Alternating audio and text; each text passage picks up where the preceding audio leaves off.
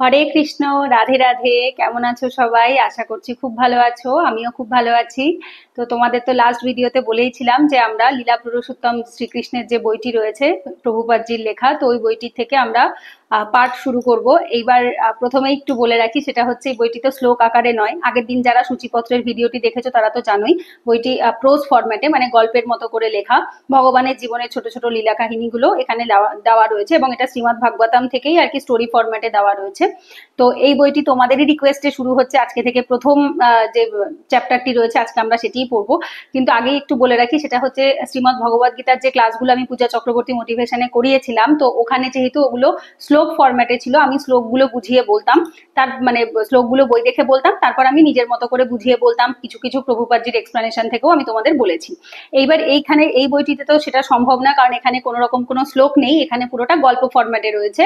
তো আমি যতটা পসিবল হবে আমার পুরো চ্যাপ্টার পড়ে যেটা আমি বুঝেছি বা যেটা আমি রয়েছে বইয়ের ভেতরে, সেটাকে আমি গল্পের মতো করে তোমাদের বলবো। আর কিছু কিছু জায়গায় প্রভুপাদজি খুব সুন্দরভাবে এক্সপ্লেন করেছেন যে জিনিসগুলো, স্পেশালি হচ্ছে প্রত্যেকটা চ্যাপ্টার থেকে কি কি আমরা শিখতে পারি, শিক্ষণীয় বিষয়ে কি কি রয়েছে। তো সেই এক্সপ্লেনেশন গুলো আমি প্রভুপাদজি যেরকম ভাবে বলেছে অ্যাজ ইট ইজ সেইভাবে করেই তোমাদের বুঝিয়ে দেবো। তো চলো আর বেশি লেট করবো না, ভিডিওটা আমরা স্টার্ট করছি। আর যাদের কাছে বইটি নেই, তোমরা ইস্কন মন্দিরে, যে কোনো ইস্কন মন্দিরের থেকে তোমরা এটি কালেক্ট করতে পারো। আর এখন আমি আমার যতদূর জানা আছে, শ্রীমদ্ ভগবদ গীতার সাথে এই বইটি একসাথে করেই দেওয়া হয়ে থাকে। তো তোমরা যাদের কাছে ভগবদ গীতা নেই বা লীলা পুরুষোত্তম শ্রীকৃষ্ণ গ্রন্থটি নেই, একসাথে করে তোমরা নিতে পারো। তো যাই হোক, চলো স্টার্ট করে দিচ্ছি। আমরা আজকে ফার্স্ট চ্যাপ্টার পড়বো, দ্যাট ইজ হচ্ছে চ্যাপ্টার নাম্বার 1, প্রথম অধ্যায়, শ্রীকৃষ্ণের অবতরণ। তো ক্লাসের মধ্যে কিছু কিছু জায়গায় আমি ইংলিশ ওয়ার্ড ইউজ করবো, যেটা ভগবদ্গীতার ক্লাসেও আমি করেছি, কারণ পুরোপুরি শুদ্ধ বাংলা আমার সত্যি নলেজ খুবই কম। তো যার জন্য একটু ইংলিশ বাংলা মেলানো থাকবে। আর হচ্ছে অনেকেই বলো আমি একটু তাড়াতাড়ি কথা বলি, তার জন্য সরি আগে থাকতে বলে দিলাম। এবং এই টাইপের ভিডিও বা এইরকম বই থেকে প্রো স্টাইলের ভিডিও আমার এটা একদম প্রথম। ভুল ত্রুটি থাকবে, আমি সবার কাছে হাত জোর করে প্রথমেই ক্ষমা চেয়ে নিচ্ছি। যা ভুল হবে তোমরা অবশ্যই কমেন্টে সেটা আমাকে জানাবে, আমি চেষ্টা করবো সেগুলো পরের ভিডিওতে ঠিক করে নেওয়ার। তো চলো আজকে স্টার্ট করছি আমরা প্রথম অধ্যায়, শ্রীকৃষ্ণের অবতরণ। তো এখানে আমরা ফার্স্টেই যেটা দেখবো সেটা হচ্ছে ভগবানের, যখন ভগবান পৃথিবীতে আসছেন, দাপর যুগের কথা বলা হচ্ছে। দাপরের যুগে যখন ভগবানের জন্ম হচ্ছে, মানে জন্মাষ্টমী তিথি যেটা আমরা পালন করি, তার আগের ঘটনাগুলি, মানে হচ্ছে ভগবান আসার আগে কি কি সিচুয়েশন ছিল। তো প্রথমেই শুরুতেই যদি আমরা দেখি, তো ধরিত্রী মা বা পৃথিবী মা সেই সময় প্রচন্ড ভাবে মানে খুবই কষ্ট পাচ্ছিলেন। কেন কষ্ট পাচ্ছিলেন? তার কারণ হচ্ছে পৃথিবীতে সেই সময় আসরিক প্রবৃত্তি বা খারাপ মানুষের সংখ্যা অনেক পরিমাণে বেড়ে গিয়েছিল এবং অরাজকতা মতো হচ্ছিল। তো যার ফলে কি হয়েছে, তিনি অত্যন্ত ব্যথিত হচ্ছিলেন, কষ্ট পাচ্ছিলেন, যার জন্য তিনি কার কাছে যাচ্ছেন? তিনি ভগবান বিষ্ণুর কাছে যাচ্ছেন। তবে ভগবান বিষ্ণুর কাছে যাওয়ারও আগে তিনি প্রথম কার কাছে গেছেন? পিতামহ ব্রহ্মার কাছে গেছেন। তো পিতামহ ব্রহ্মা এবং বাকি যারা দেবতা রয়েছেন তারা সকলে মিলে কার কাছে আসছেন? ভগবান বিষ্ণুর কাছে আসছেন। তো প্রথম প্যারাতেই যদি আমরা দেখি যে সেই সময় পৃথিবী অত্যন্ত ভারাক্রান্ত ছিল, খুবই কষ্ট মানে পাচ্ছিলেন আর কি আমাদের যে ধরিত্রী মা রয়েছেন তিনি। কারণ হচ্ছে কি, মাতা বসুন্ধরা যিনি রয়েছেন তিনি খুব অত্যন্ত দুঃখের সাথে, অত্যন্ত ব্যথিত চিত্তে কার কাছে গেছেন? পিতামহ ব্রহ্মার কাছে গেছেন, গিয়ে তার দুঃখের কথা তিনি জানাচ্ছেন। এবং তিনি এখানে কি রূপে গেছিলেন? একটি গাভী রূপে গেছিলেন। কারণ যদি আমরা দেখতে পাই তাহলে দেখবে যে এখন কলিযুগেও যদি আমরা দেখি, সব থেকে মানে গাভীকে আমরা মা বলছি, কারণ গাভী মা বলে থাকি, আমরা গোমাতা বলে থাকি, কিন্তু তার উপরেই অত্যাচার এখনো পৃথিবীতে এই কলিযুগে সব থেকে বেশি পরিমাণে হয়ে থাকে। মা বলছি ঠিকই, বাট একদিকে তার উপর এক প্রকার আমরা টর্চার করছি, সমস্ত রকম দিক থেকে, সমস্ত রকম ইন্ডাস্ট্রির দিক থেকে তার উপর এক্সপ্লয়েট করা হচ্ছে। তো এখানে গাভী রূপ ধারণ করে তিনি অশ্রুপূর্ণ নয়নে, মানে হচ্ছে চোখে প্রচন্ড জল ছিল, এবং সেই কষ্টে মাতা বসুন্ধরা ব্রহ্মার কাছে যাচ্ছেন, পিতামহ ব্রহ্মার কাছে গিয়ে তিনি প্রচন্ড ওনার যে করুণার্দ্রতা রয়েছে, মানে অত্যন্ত কষ্টের সাথে উনি ওনার কষ্টের কথা জানাচ্ছেন যে পৃথিবীর ওপরে এত অরাজকতা বেড়ে গেছে, মানুষ এত খারাপ কাজ করছে, তো তাকে রক্ষা করার জন্য, বাঁচাবার জন্য। তো সেই কথা শুনে পিতামহ ব্রহ্মা কি বললেন, এবং বাকি দেবতাদেরকে নিয়ে, যার ভেতরে অন্যতম ছিল দেবাদিদেব মহাদেব ছিলেন, এবং তারা নেতৃত্ব দিয়ে কার কাছে গেলেন? শ্রী বিষ্ণুর কাছে গেলেন, মানে হচ্ছে ক্ষীরোদাক্ষায়ী বিষ্ণু, যিনি ক্ষীরোদ সাগরে বা ক্ষীর সাগরে শয়ন করে রয়েছেন, যাকে আমরা নারায়ণ বলি, তার কাছে গেলেন, যাতে তিনি এই ধরাধামে বা পৃথিবীতে অবতারিত হন এবং পৃথিবীকে রক্ষা করেন। কারণ তিনি ভগবদ্গীতাতে বারবার বলেছেন, এটা আমরাও পড়েছি এর আগে ভগবদ্গীতার ক্লাসে, যে যখনই পৃথিবীতে অধর্মের পরিমাণ বেড়ে যাবে এবং ধর্মের হানি হবে, তখন তিনি ধর্ম রক্ষার্থে বারবার অবতীর্ণ হন। তো সেটা আমরা প্রত্যেকে জানি। তো যার জন্য এর আগেও যদি আমরা দেখি, তিনি বরাহ অবতার নিয়েও কিন্তু ধরিত্রী মাকে রক্ষা করেছিলেন, যে গল্পটি আমরা শ্রীমদ্ ভাগবতমে বা এছাড়া আমরা তো নিজেরাও ছোট থেকে পড়েছি বা শুনেছি। যেমন লাস্টে প্রভুপাদজি লিখছেন যে বরাহ রূপ ধারণ করে পূর্বে বসুন্ধরাকে রক্ষা করেছিলেন ভগবান শ্রীবিষ্ণু। তো যার জন্য তিনি আবার তার কাছে গেছেন, যাতে তিনি আবার অবতীর্ণ হয়ে তাকে রক্ষা করেন। এর পরের প্যারাতে বৈদিক মন্ত্রের কথা বলা হচ্ছে। বৈদিক মন্ত্রে পুরুষার্থ রয়েছে। পুরুষার্থ দিয়ে কি করা হয়ে থাকে? ভগবানকে বন্দনা করা হয়। মানে ভগবানের কাছে যখন আমরা কোনো নিবেদন নিয়ে যাই, স্তুতি নিয়ে যাই, তখন পুরুষার্থ মন্ত্র দিয়ে ভগবানকে নিবেদন করতে হয়।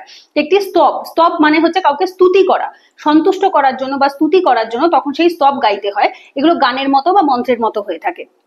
তো বাকি দেবতারা সবাই কি করছেন? ভগবান শ্রীবিষ্ণুর বন্দনা করার জন্য এই পুরুষার্থ যে মন্ত্রটি রয়েছে সেটি পাঠ করছেন। এটি বৈদিক মন্ত্র।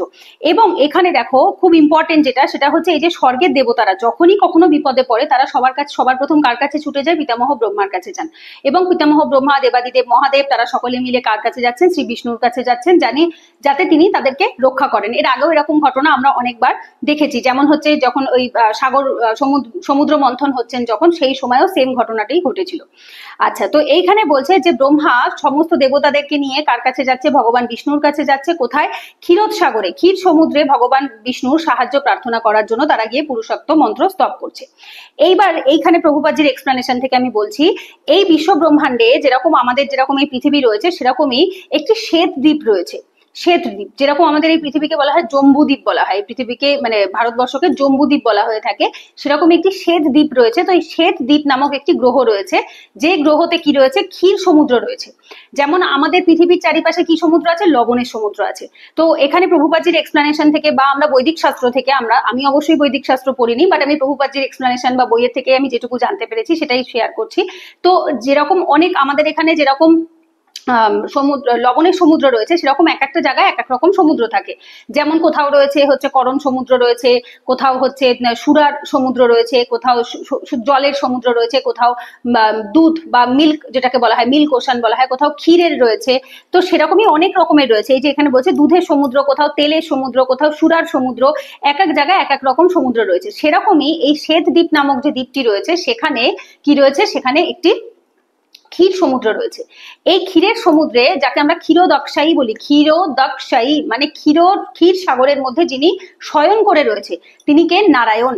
ঠিক আছে। কেন নারায়ণ? নারায়ণ হচ্ছে জলের ওপরে যিনি শুয়ে থাকতে পারে বা জলের ওপর যিনি মানে জলের মধ্যে থাকে। অ্যাকচুয়ালি নারায়ণ কথাটার মানে হচ্ছে যিনি জলের মধ্যে বাস করছেন।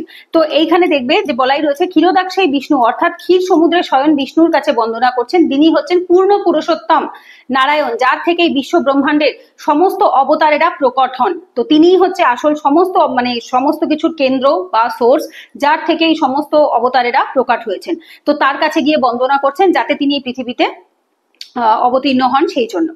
আচ্ছা, এরপরে দেবতারা রয়েছে যারা, তারা পুরুষোক্ত বন্দনা করছে, স্তব করছেন ভগবান শ্রীবিষ্ণুর উদ্দেশ্যে। এবং যখন তাতেও কোনো কাজ হচ্ছে না, দেবতারা অনেক স্তব পাঠ করার পরেও যখন কোনো কাজ হচ্ছে না, তখন পিতামহ ব্রহ্মা তিনি নিজে স্বয়ং তপস্যায় বসেছেন ভগবানকে রাজি করাবার জন্য, যেটা এরা পরেও আমরা দেখতে পাবো। বা লিটল কৃষ্ণা যে আমরা কার্টুন সিরিজটা হয়েছে বা সেখানে দেখেছি, বা ভগবানের ওপর জীবনের ওপর যে সিরিজগুলো হয়েছে সেখানেও দেখেছি যে তিনি পিতামহ ব্রহ্মা তপ করছেন এবং তারপরে ভগবান অবতীর্ণ হচ্ছেন।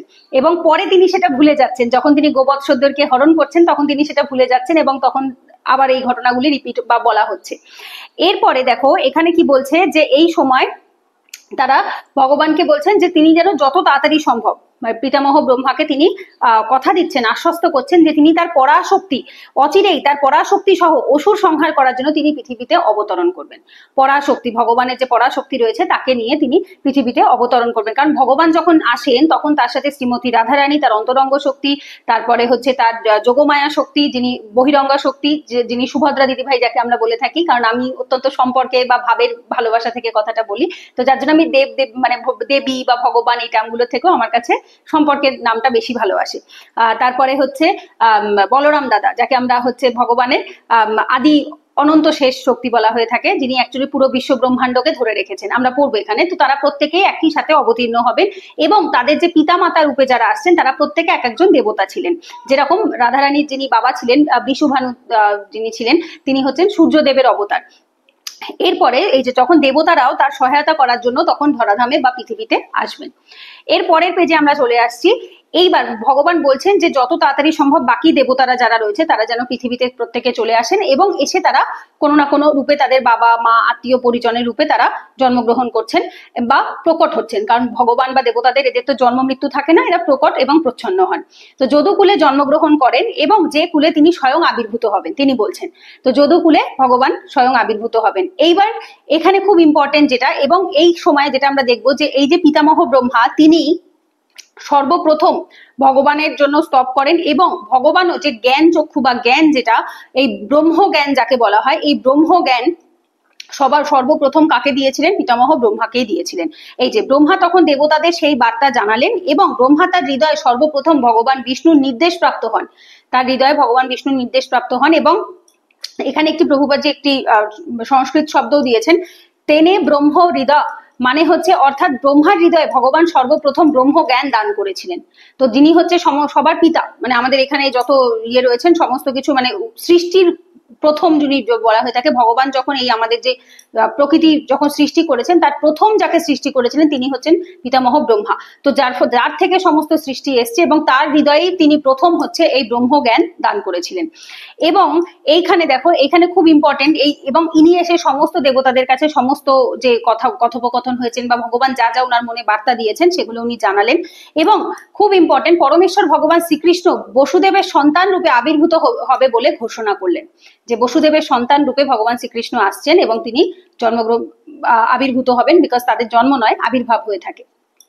এবং খুব ইম্পর্টেন্ট যে তার সমস্ত যারা, এই যে আমি যেটা একটু আগে বলছিলাম, দেবতা সমস্ত দেবতা দ্বারা তাদের পত্নী সহ ভগবানের কার্যে সহায়তা করার জন্য তারাও পৃথিবীতে আসবে।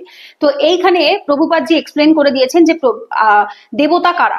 দেবতা হচ্ছে তারা যারা কিনা ভগবানের কার্যে সহায়তা করে, মানে হচ্ছে ভগবানের যে নির্দেশ অনুসারে যারা জীবন ধারণ করেন এবং ভগবানের কর্মে যারা সহায়তা করে, কার্যে যারা সহায়তা করে তাদেরকেই দেবতা বলা হয়ে থাকে। এবং এইখানে এই যে প্রিয়ার্থী শব্দটি ব্যবহার করা হয়েছে, অর্থাৎ ভগবানের সন্তুষ্টি বিধানের জন্য দেবতারা পৃথিবীতে অবতরণ করবেন। ভগবানের সন্তুষ্টি বিধানের জন্য যে কর্ম করেন বা যে কার্য করেন তারাই হচ্ছেন দেবতা বা তিনিই হচ্ছেন দেবতা। আর অসুর কারা বা আসুরিক প্রবৃত্তি কারা? যারা ঠিক উল্টোটা করে, মানে যারা ভগবানের নির্দেশ মানে না, ধর্মের পথ ধরে নিয়ম ধরে চলে না এবং ভগবানের বিদ্বেষ করে, যেরকম কংস, যেরকম রাবণ, যেরকম হিরণ্যকেশিপু, এরা প্রত্যেকে ভগবানকে শত্রু বলে মনে করত, এরা নাস্তিক ছিল। এবং বর্তমান কলিযুগে আমরা এরকম ধরনের অসুর বা আসুরিক প্রবৃত্তি আমরা সাধারণ মানুষের মধ্যেই বহু লোককে দেখতে পাই, যারা একদম কট্টর নাস্তিক হয়ে থাকে, ভগবানের মূর্তিকে বা বিগ্রহকে অবমাননা করে, উল্টোপাল্টা কথা বলে, মূর্তি ধ্বংস করে দেয়, খারাপ ব্যবহার করে। যারা সেটা মেনে চলে বা যারা সৎ হয়ে থাকে, সাত্বিক হয়ে থাকে, তাদের সাথে শত্রুতা করে থাকে, তাদের ওপর অত্যাচার করে থাকে। তো এরা প্রত্যেকেই হচ্ছে সেই আসুরিক প্রবৃত্তির লোকেরা। তো এরা হচ্ছে ঠিক দেবতাদের উল্টো। আচ্ছা, এরপরে ভগবানের সাথে আরেকজন আসবে যার কথা আমি বলছিলাম, যাকে আমরা বলরাম দাদা বলে থাকি, যিনি আমাদের কলিযুগে নিত্যানন্দ প্রভু। তো তিনি হচ্ছেন কে? এই যে অবতার ভগবানের অনন্ত শেষ, যিনি তার ফনার ওপরে পুরো বিশ্ব ব্রহ্মাণ্ডকে ধরে রেখেছেন। তিনিও শ্রীকৃষ্ণের আবির্ভাবের পূর্বেই, তার আগেই উনি পৃথিবীতে আসছেন তার দাদা হিসাবে। এবং তার সাথে ভগবানের যে বহিরঙ্গা শক্তি, যিনি হচ্ছে যোগমায়া শক্তি যাকে আমরা বলে থাকি, বা বিষ্ণু মায়াও বলা হয়ে থাকে। এই যে বিষ্ণু মায়া বা যোগমায়া, যে হচ্ছে ভগবানের ইলিউশন বা ভগবানের যোগ শক্তি যাকে বলা হয়ে থাকে, তো যিনি হচ্ছে সুভদ্রা দিদিভাই, তো তিনিও আসবেন। তো এই যে আমরা জগন্নাথ, বলরাম এবং সুভদ্রা তিনজনকে দেখি, তো তিনজনেই হচ্ছে ভগবানের একজন বহিরঙ্গা শক্তি, আর একজন হচ্ছে তার অংশ অবতার এবং স্বয়ং ভগবান। এরপরে আসবো হচ্ছে আমরা, এইখানে দেখো কি বলছে, যে মাতা বসুন্ধরাকে তিনি আশ্বস্ত করছেন, তিনি প্রমিস করছেন যে তিনি যেন নিশ্চিন্তে থাকে এবং তিনি অবশ্যই যত তাড়াতাড়ি সম্ভব এই ধরাধামে পৃথিবীতে আসবেন, এসে অসুরের বিনাশ করে এবং পৃথিবীকে এই সমস্ত কলুষতার হাত থেকে অবশ্যই রক্ষা করবেন। তো এরপরে পরের প্যারাতে দেখো বলছে, এখান থেকে স্টোরিটা স্টার্ট হচ্ছে, যেটা আমরা জেনারেলি ভগবানের জীবনের যে গল্প বা সিনেমাগুলো থাকে সেখানেও দেখেছি। তো এইখানে যদু বংশের তখন নেতা কে ছিলেন? সুরসেন, ঠিক আছে। তো সুরসেন ছিলেন হচ্ছে, উনি মথুরা ও সুরসেন প্রদেশের রাজত্ব করছিলেন।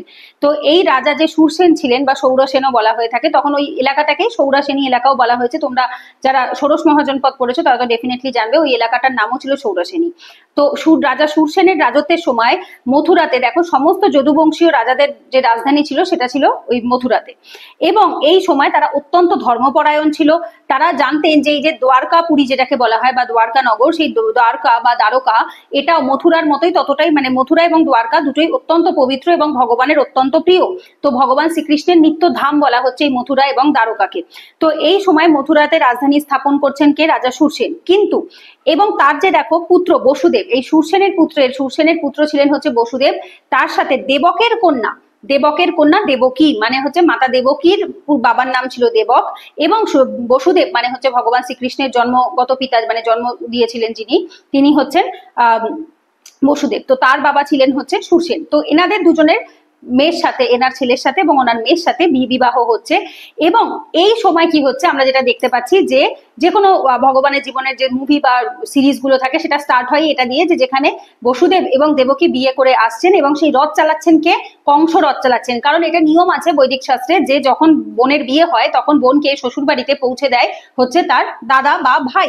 এইবার এখানে কংস কে ছিলেন? কংস ছিলেন ওনার দাদা, জ্যাঠাতো বা খুড়তো এরকম দাদা ছিলেন। তো তিনি কি করছেন, তার পত্নীকে মানে রথে চড়িয়ে, ভালোবাসা বা স্নেহের থেকে তার পত্নীকে রথে চড়িয়ে এই যে ভগ্নী দেবকীকে প্রসন্ন করার মানসে, মানে হচ্ছে খুশি করার জন্য তিনি রথের সারথি হয়ে চালাচ্ছিলেন। এবং এই সময় যখন রাজা, মানে যেটা এখানে প্রভুপাদজিও এক্সপ্লেনেশনে লিখছেন যে কি কি দিয়েছিলেন বিয়েতে, কারণ তখনকার দিনে বৈদিক শাস্ত্র বলা আছে যে কন্যার বিয়েতে অনেক আড়ম্বর করে অনেক জিনিসপত্র দিয়ে তাকে দেওয়া হতো, যেমন হচ্ছে 400 হাতি, 15,000 সুসজ্জিত অশ্ব, তারপর 1800 রথ, তারপর হচ্ছে কন্যাকে 200 দাসী, ঠিক আছে, কন্যাকে 200 সুন্দরী দাসী দেওয়া হয়েছিল, যেটা ক্ষত্রিয়দের মধ্যে হতো। কারণ কন্যা যখন বিবাহ করে শ্বশুর বাড়ি যেত তখন তার ওখানে দেখাশোনা করার জন্য তারা তার সহচারী বা তার দাসীরা তার সাথে যেত। তা দাসী এখানে বলা হচ্ছে ঠিকই, বাট প্রভুপাদজি বলছেন এনাদেরকে তার কন্যার সহচারীও বলা হয়, যারা তার সাথে সাথে থাকে, তার সাথে তার কাজে হেল্প করে। তো এইভাবে করে তারা যাচ্ছে। তো নববিবাহিত বধূর সঙ্গে তারা কি করছে, সখীর মতো তারা শ্বশুরালয়ে সেখানে যাচ্ছে। এবং এখানে 5000 বছর পূর্বেও শ্রীকৃষ্ণের অবতরণের আগে সেই সেম ভাবে কিন্তু এই সেম ঘটনাগুলি ঘটছে যখন দেবকী বিবাহ করে যাচ্ছে। এইবার যখন এই দুজনকে, মানে এত সুন্দর একটা লগ্ন যে বিয়ে করে সে শ্বশুর বাড়ি যাচ্ছে এবং সেখানে স্বাভাবিকভাবে খুব সুন্দরভাবে গান বাজনা, এখানে বলাও রয়েছে, এখানে যেরকম হচ্ছে শঙ্খ, বেনু, মৃদঙ্গ, ভেরি, এরকম বেশ কিছু শব্দ তরঙ্গের সাথে আস্তে মানে জিনিসটাকে ওয়েলকাম করা হচ্ছে, সবাই নিয়ে যাচ্ছে। এইবার তারই মাঝখানে হঠাৎ করে কি হচ্ছে, দৈববাণী হচ্ছে, যেটা আমরা প্রত্যেকে জানি, আমরা ছোট থেকে আশা করি, একদম যে এমন নয় যে বই না পড়লেও অন্তত কিছু তো অবশ্যই জানি।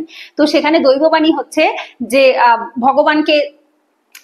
ভগবানের অবতরণের যে আসার ঘটনাটি বা ভগবান আসবেন, এবং কংসকে তিনি সাবধান করছেন দৈববাণীতে যে কংস তোমাকে, তার দেবকীর অষ্টম গর্ভের সন্তান তোমাকে বধ করবে, কারণ তোমার যে পাপ অত্যন্ত পরিমাণে বেড়ে গেছে এবং তোমাকে বধ করার জন্য তোমারই ভগ্নী, তুমি অত্যন্ত মূর্খ, কংসকে বলছে যে তুমি অত্যন্ত মূর্খ যে তুমি তোমার ভগ্নীকে এত সুন্দরভাবে তার রথ চালিয়ে তুমি নিয়ে যাচ্ছ, কারণ এই ভগ্নীরই যে অষ্টম গর্ভে যে সন্তান আসবে সে তোমার চরম শত্রু হবে এবং সে তোমাকে হত্যা করবে বা বধ করবে।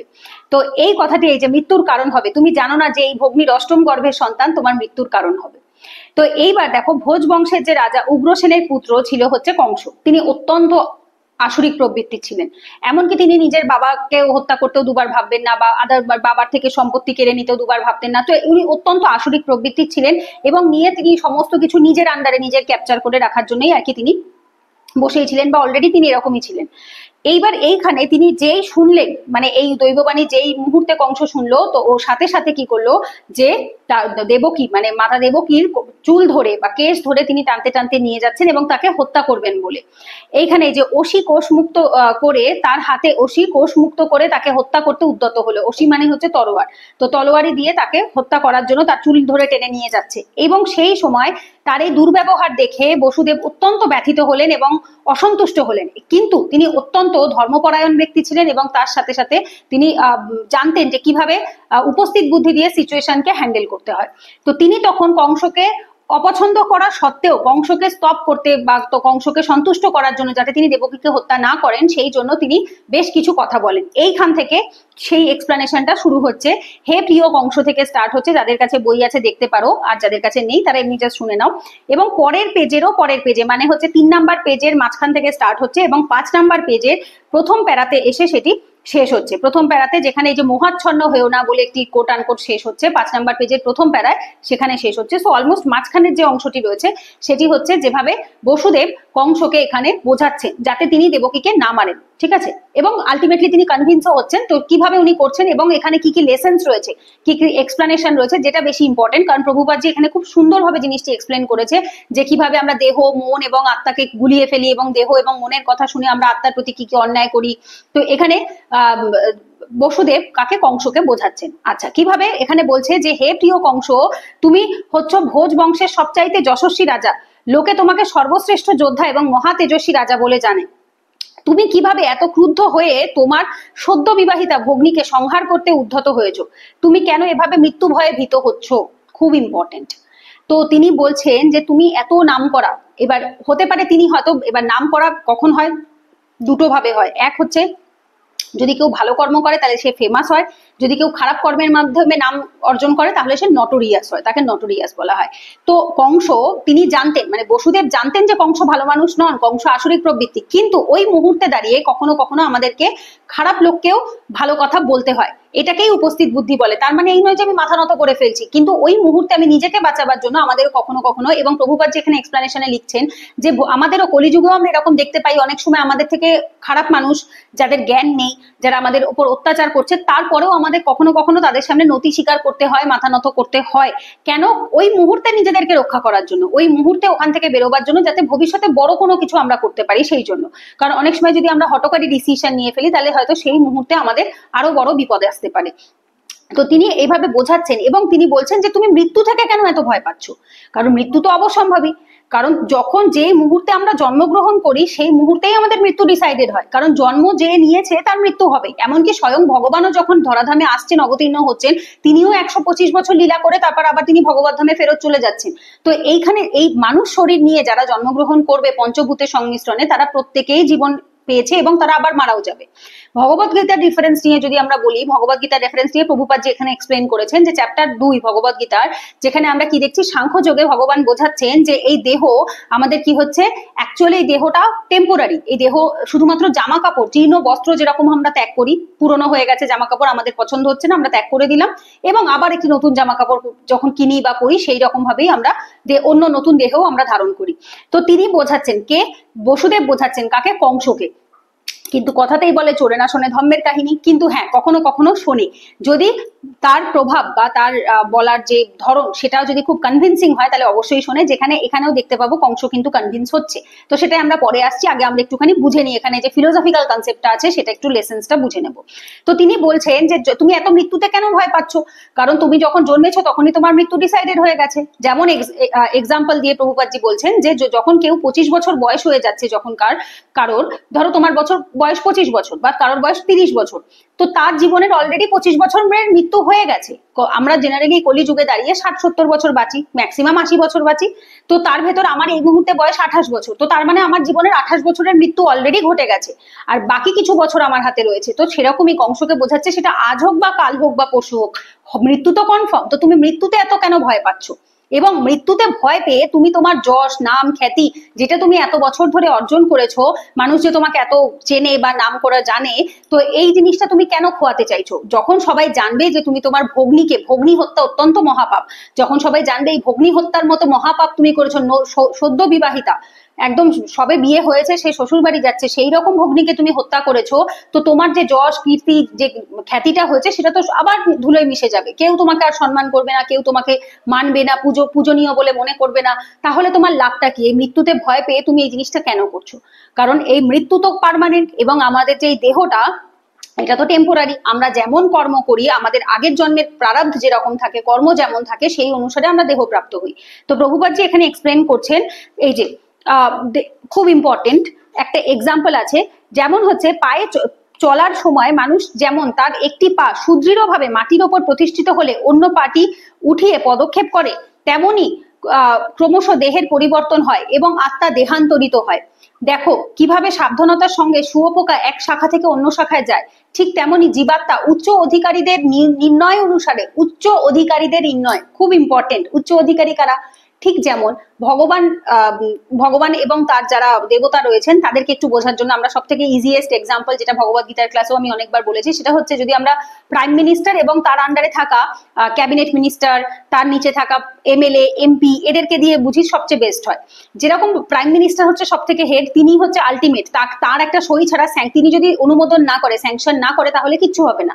কিন্তু তিনি কাউকে না কাউকে কিছু না কিছু দায়িত্ব দিয়ে রেখেছে। ফাইন্যান্স মিনিস্টারের একটা দায়িত্ব রয়েছে, হোম মিনিস্টারের একটা দায়িত্ব রয়েছে, এক্সটার্নাল অ্যাফেয়ার্স মিনিস্টারের একটা দায়িত্ব রয়েছে, এমএলএ এমপিদের আলাদা আলাদা কাজ রয়েছে, আইএস ডব্লিউবিসিএস অফিসারদের আলাদা কাজ রয়েছে। ঠিক সেরকমই এরা হচ্ছে উচ্চ অধিকারী যারা কিনা ডিসাইড করে। সেরকমই এই যে যমরাজ বা চিত্রগুপ্ত, এরা হচ্ছে আমাদের কর্ম, খারাপ কাজ আমরা কি কি করেছি সেগুলোর হিসাব রাখে। চিত্রগুপ্ত আমাদের খারাপ কাজের বা আমাদের ভালো কাজের যেটা আমরা করেছি সেটার হিসাব রাখে, এবং যমরাজ সেটার দেখে তাকে দায়িত্ব দেওয়া হয়েছে। গড অফ ডেথ বলা হচ্ছে বা ডেমিগডস অফ ডেথ বলা হয়, তো দ্যাট মিনস হচ্ছে তাকে দায়িত্ব দেওয়া হয়েছে যদি কেউ অন্যায় করে বা খারাপ কাজ করে তাকে তার কর্ম অনুসারে ফল দেওয়া হোক। যদি সে ভালো কাজ করে তাহলে তাকে যমরাজ নয়, তাকে বিষ্ণুদূত নিতে আসবে, তাকে যমদূত নয় বিষ্ণুদূত নেবে। তো দ্যাট মিনস হচ্ছে কি এখানে আমাদের বুঝতে হবে যে যেরকম আমরা কর্ম করছি আমাদের জীবাত্মা পরের জন্মে যে দেহ প্রাপ্ত হচ্ছে সেটাই আমরা পাবো। এইবার এটা কি ভগবান স্বয়ং নিজে থেকে করছেন? এটা কি প্রাইম মিনিস্টার নরেন্দ্র মোদী নিজে থেকে দাঁড়িয়ে থেকে করবেন এই কাজগুলো, যে কোন লোককে কোথায় শাস্তি দিতে হবে, কোন লোক কি রকম কর্ম করেছে? না, তার জন্য তিনি তার আন্ডারে লোক রেখে দিয়েছে। এদেরকে বলা হয়ে থাকে উচ্চ পদস্থ অধিকারী, যেটা আমাদের দেশেও রয়েছে, সেরকম ভগবানের নিয়মেও রয়েছে। তো তিনি বলছে উচ্চ অধিকারীদের নির্ণয় অনুসারে দেহ পরিবর্তিত হয় কর্ম অনুসারে, এবং সেই উচ্চ অধিকারীরা কারা? ভগবানের যারা দেবতারা রয়েছে, পার্ষদরা রয়েছে, তারা সেই কর্মগুলো করছে। এবং কি বলছে খুব ইম্পর্টেন্ট, এই যে বারবার দেহ বদল হচ্ছে এটা তো পার্মানেন্ট নয়, রাইট? এটা আমরা কি হতে থাকে বারবার করে আমরা চেঞ্জ হচ্ছি। এবং এই 14টা লোক, এটা আমি আগে পূজা চক্রবর্তী মোটিভেশন চ্যানেলটাতেও আমি সেদিনকে কিউএনএ ভিডিওতেও বললাম যে যতক্ষণ না আমরা ভগবত ধামে বা গোলকে যেতে পারছি ততক্ষণ অব্দি আমরা এই 14টা লোকের মধ্যে, এমনকি পিতামহ ব্রহ্মার যে ব্রহ্মলোক রয়েছে সেই অব্দিও যদি আমরা পৌঁছতে পারি, তাহলেও আবার আমাদেরকে নিচে বা উপরে কোথাও না কোথাও একটা যেতে হবে। তো আলটিমেট আমরা একবারে এরকম ভাবে না গিয়ে ডিরেক্টলি আমরা ভগবানের নাম জপের মাধ্যমে কোথায় ভগবত ধামে বা গোলকে যেতে পারি।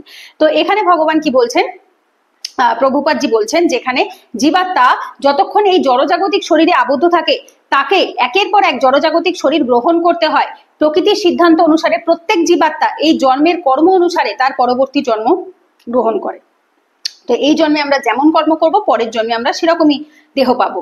খুব ইম্পর্টেন্ট, এখানে একটি এক্সপ্লেনেশন প্রভুপাদজি লিখেছেন যে স্বপ্নের বিষয়ে এই শরীর প্রকৃতপক্ষে স্বপ্নবৎ সৃষ্ট অনেক শরীরের একটি শরীর। স্বপ্ন অবস্থায় আমরা আমাদের মনে মনে কত রকম শরীর সৃষ্টি করি, রাইট? যেরকম অনেক সময় হয় না যে আমরা স্বপ্নে দেখি, এটা আমি নিজে ছোট থেকে পার্সোনালি খুব দেখেছি, যে আমি ছোট থেকে দেখতাম আমি খুব পাখি হয়েছি, আমার খুব ভালো লাগতো, মানে ছোট্ট থেকে যে আমি দেখতাম আমি উঠতে পারি। আমার একটা বড় টেন্ডেন্সি ছিল, আমার যদি আমার একটা ডানা থাকতো, এবং ম্যাক্সিমাম ছোটবেলায় আমি যে স্বপ্নগুলো দেখেছি বেশিরভাগ ক্ষেত্রে দেখেছি আমি আকাশে উঠতে পারছি, মানে আমাকে হাঁটতে হচ্ছে না, আমি ঝাঁপিয়ে ঝাঁপিয়ে উড়ে উড়ে যেতে পারছি। তো এই যে জিনিসটা স্বপ্নের মধ্যে দেখলাম, আবার কোনো স্বপ্নে হয়তো দেখলাম আমি অন্য একটা পশু হয়েছি, অন্য একটা মানুষ হয়েছি, বা এক এক সময় আমরা এক এক রকম দেহ ধারণ করি স্বপ্নে, কিন্তু সেটার কি বাস্তবে কোনো ভ্যালিডিটি রয়েছে? স্বপ্ন চোখ খুললেই তো আবার সেটা যেমনটা তেমন হয়ে গেল।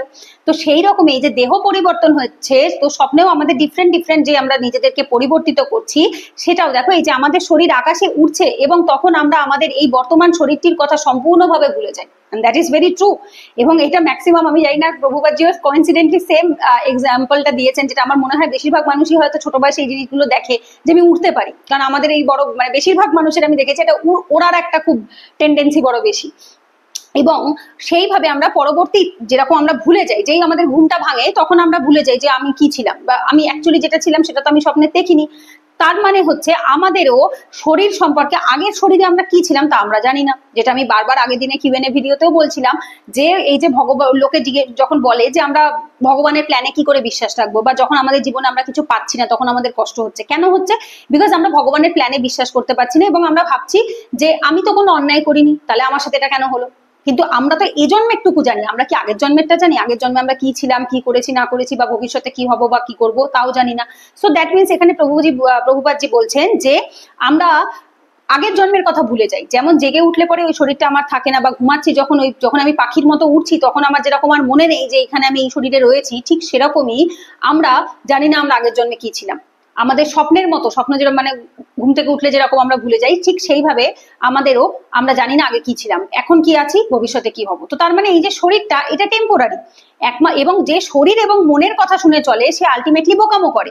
রাইট? এটা তো আমরা প্রত্যেকেই জানি, শরীর এবং মনের কথা শুনে চলা উচিত নয়, কারণ বরং আত্মাকে এমন ভাবে সংযত রাখতে, মানে মনকে এমন ভাবে সংযত রাখতে হবে যাতে মন আত্মার কথা শুনে চলে। আত্মাকে কে কে চালায়? আত্মাকে চালায় পরমাত্মা, কারণ পরমাত্মা প্রত্যেকের হৃদয়ে বিরাজ করছে, রাইট? এবং পরমাত্মা ভগবান রূপে আমাদের হৃদয়ে রয়েছে। তো তার কথা মতো যদি আমরা চলি, তো বলে না, দেখবে যখনই আমরা কোনো খারাপ কাজ করতে যাই বা খারাপ কিছু ভাবি, তখন মনে হয় না কি মা ছিচি কি ভাবছি, মা ছিচি কি করছি, এটা তো ঠিক নয়, এটা তো অন্যায়। কিন্তু আবার মনে হচ্ছে একটুখানি করি তো, একটু করে দেখি তো কি হয়। তো এই যে একটু দেখি তো করে, এটা হচ্ছে মন। তো ও খারাপ করতে চাইবে, কিন্তু এই যে মন থেকে যে একবার ডাক দিচ্ছে যে না এটা তো অন্যায়, এটা তো করতে নেই, এটা তো খারাপ, একটা গিল্ট ফিলিং হচ্ছে, খাচ্ছি ঠিকই করছি ঠিকই, বাট এটা তো উচিত হচ্ছে না, এটা কেন আমি খাচ্ছি। তো এই গিল্ট ফিলিং যে দেয় সে হচ্ছে পরমাত্মা, তো যিনি আমাদের হৃদয়ে আত্মা হিসেবে বিরাজ করছেন। তো এই যে মন স্বাভাবিকভাবেই উনি চঞ্চল, এখানে প্রভুপাদজির পরের এক্সপ্লেনেশনে তিনি বলছেন যে মন স্বাভাবিকভাবেই চঞ্চল এবং সে সবসময় কিছু না কিছুর ওপর বেস করে সে চেঞ্জ হতে থাকে, সিচুয়েশন টু সিচুয়েশন সে ভ্যারি করে। যেমন এখানে এই যে ইন্দ্রিয়ের পাঁচটি বিষয় শব্দ স্পর্শ রূপ রস গন্ধ, এদের সংস্পর্শে মন নিরন্তর সংকল্প বিকল্পের বন্ধনে আবদ্ধ হয়ে থাকে। এই মুহূর্তে যে মন বললো যে না আমি আর কোনোদিনও এইগুলো খাবো না, আমি আর কোনোদিনও এই জিনিস দেখবো না, বাট যেই পর মুহূর্তে সেই জিনিসটা ওর সামনে দেখছে, ওর তখন লোভ হচ্ছে, ওর খেতে ইচ্ছা করছে, ও খেয়ে নিচ্ছে। সো দ্যাট মিনস মন সবসময় চেঞ্জ হয়, পঞ্চ ইন্দ্রিয়ের দ্বারা প্রভাবিত হয়ে মন চেঞ্জ হতে থাকে। তো এর ওপর ভরসা করে কখনোই কোনো ডিসিশন নেওয়া উচিত নয়। এবং এইখানে বলছে যে এখানে কোনো বিশেষ ধরনের শরীর প্রাপ্ত হওয়ার ইচ্ছে থাকলে সেই ইচ্ছে অনুসারে আমরা কি হতে পারি, পরের দেহ প্রাপ্ত হতে পারি। যেখানে প্রভুপাদজি একটি খুব সুন্দর এক্সাম্পলও দিয়েছে, আমি জানি না এখানে লাইনটা আমি খুঁজে পাচ্ছি না, যাই হোক আমার মনে আছে, সেটা হচ্ছে রাজা ভরতের কথা। ভরত রাজা তার জীবন দশাতে অত্যন্ত তিনি ভালো মানুষ ছিলেন এবং তিনি সমস্ত রকম ধর্ম অনুষ্ঠান করা বা যেগুলো যা যা করতে হয় ভগবানকে পাওয়ার জন্য তিনি সমস্ত সব রকম করেছেন। কিন্তু যখন তার জীবন দশা যখন শেষ হচ্ছে, সেই তার আগে আগে তিনি একটি ছোট হরিণ বাচ্চার প্রতি অত্যন্ত স্নেহশীল হয়ে পড়ে এবং তার প্রতি এতটা অবসেসড হয়ে যায় যে তিনি পরের জন্মে আবার হরিণ দেহ প্রাপ্ত হয়। তো এই জিনিসটা আছে, এখানে দেওয়া আছে খুব সম্ভবত, বাট আমি লাইনটা খুঁজে পাচ্ছি না, হয়তো কোথায় গেল লাইনটা, রয়েছে এখানে কোথাও একটা রয়েছে, ঠিক আছে। তো যাই হোক, তো এইখানে প্রভুপাদজি এই এক্সাম্পলটাও দিয়েছেন। তো যার ফলে কি হচ্ছে, আমরা তারপর যেরকম আমরা মানসিকতা নিয়ে, যা মনোভাব নিয়ে যেভাবে আমরা দেহ ত্যাগ করছি, সেই দেহ নিয়েই আমরা পরের জন্মে জন্মগ্রহণ করছি। এমনকি এটা স্বয়ং ভগবানও ভগবদ গীতাতেও বলে গেছেন, যেটা আমরা আগে ক্লাসে অলরেডি পড়েছি। এরপর সূর্য চন্দ্র নক্ষত্র যেমন জল ঘি বা তেলের পাত্রে রাখলে, খুব ইম্পর্টেন্ট এই এক্সাম্পলটাও, যেমন দেখবে সব সূর্যের আলো, জেনারেলি আমরা ছাদে যদি 1 গামলা জল রাখি, সেই জলটা যদি সূর্যের প্রতিবিম্ব পড়ে, মানে মিরার এফেক্টটা যদি পড়ে, তাহলে কি হবে, যেরকম জলটা রয়েছে সেরকমই হবে। এবার জলটাকে একটুখানি নাড়িয়ে দিলাম, দেখবো সূর্যটাও নড়ছে। জলটাকে একটুখানি লম্বা করে দিলাম, দেখবো সূর্যটাও লম্বা হয়ে গেছে বা চাঁদটাও লম্বা হয়ে গেছে। তার মানে কি সূর্য লম্বা বা চাঁদ লম্বা? না, আমাদের যেরকম মানসিক স্থিতি, আমরা যেরকম জলের মতো ঠিক সেইভাবেই আমরা স্থিতিটাকে দেখতে পাচ্ছি। এই যে যেরকম কি বলছেন, কিন্তু প্রকৃতপক্ষে চাঁদ নড়ছে না, তেমনি মানসিক ক্রিয়ার প্রভাবে জীব বিভিন্ন রকমের শরীর প্রাপ্ত হয়, যদিও প্রকৃতপক্ষে এই সমস্ত শরীরের সঙ্গে তার কোনো সম্পর্ক নেই, কিন্তু মোহের বশে মায়ার দ্বারা আচ্ছন্ন হয়ে জীবাত্মা কি করছে, কোনো বিশিষ্ট শরীরকে তার স্বরূপ বলে মনে করে। এই যেরকম আমি নিজেকে মানুষ বলে মনে করছি এবং মানুষ হওয়ার আমার প্রচন্ড ঘমন্ড বা অহংকার, তার মানে কি আলটিমেটলি আমি আমার এই দেহকে আমি বলে মনে করছি, কিন্তু আমি তো এই দেহ নই, আমি তো আমার আত্মা হচ্ছে আমি। তো এই দেহ তো আজ আছে কাল থাকবে না, এই জন্মে আছে, পরের জন্মে আমি মানুষ হয়ে নাও জন্মাতে পারি। এই জন্মে আমি যার প্রতি অবসেসড বেশি হয়ে যাব বা যে জিনিসের প্রতি আমার মোহ থাকবে, সেই মোহই আমাকে পরের জন্মে আরেকটা জীবন দিতে বাধ্য করবে। তো এই যে সেই মোহই আমাদের, সেটি হচ্ছে দেহের বন্ধনে আবদ্ধ জীবন। এই মোহই মানুষকে বারবার করে জন্ম মৃত্যুর চক্রে ফেলে রাখে, যেটা আলটিমেটলি মৃত্যুর আগে অবধি যে নিজেকে পুরোপুরি ভাবে মুক্ত করতে পারে না, যে মনে করে না যে আমি এই দেহ নই, আমি আত্মা এবং আমি ভগবত ধামে ফেরত যেতে চাই, আমি ভগবানের সেবা করতে চাই, আমি আর এখানে আসতে চাই না, এই মনোভাব যতক্ষণ না তার ভেতরে আসছে, তাকে বারবার জন্ম মৃত্যুর চক্রে আবার ফেরত আসতে হবে। এবং এইখানে প্রভুপাদজি এক্সপ্লেনেশনে লিখছেন, কোন জীব যখন মনুষ্য শরীর প্রাপ্ত হয় তখন সে মনে করে সে মানব সমাজের অন্তর্ভুক্ত অথবা কোনো বিশেষ দেশের বা কোনো বিশেষ স্থানের অধিবাসী। সে তার দেহ অনুসারে নিজের পরিচিতি স্থাপন করে এবং অনর্থক আরেকটি শরীর প্রাপ্ত হওয়ার আয়োজন করে, এবং অনর্থক, এগুলো কোনো মানে নেই। এবং এই জিনিসগুলো যদি কন্টিনিউ হতে থাকে তাহলে পরে আবার আমাদের জন্মগ্রহণ করতে হবে।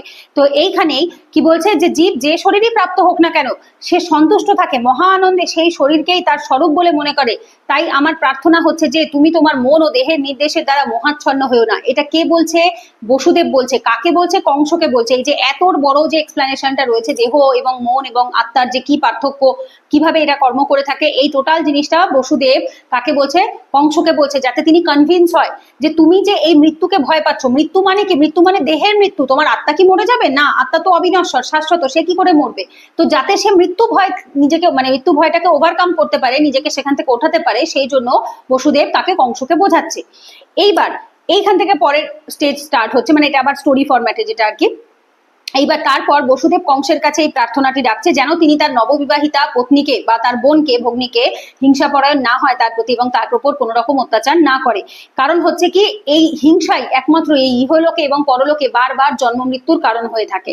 আমরা যেই বারবার জন্মাচ্ছি, মরে যাচ্ছি, এবং আমাদের ভেতর ভয় ভয় সৃষ্টি হয় না, যে আমি অনেকে থাকবে দেখবে যে সবকিছু থেকে ভয় পায়, যে না বাবা আমার একে খুব ভয় লাগে, ওকে খুব ভয় লাগে। কারণ যাদের মনের ভেতর পাপ থাকে, হিংসা থাকে, তারাই ভয় পায়। যে মন থেকে শুদ্ধ হয় সে কখনো ভয় পায় না, কারণ তার মনে থাকবে, মনের ভেতর এটা বিশ্বাস থাকবে যে না ভগবান আমার সাথে আছে, আমি তো অন্যায় করিনি, তো আমি ভগবান আমার সাথে আছে।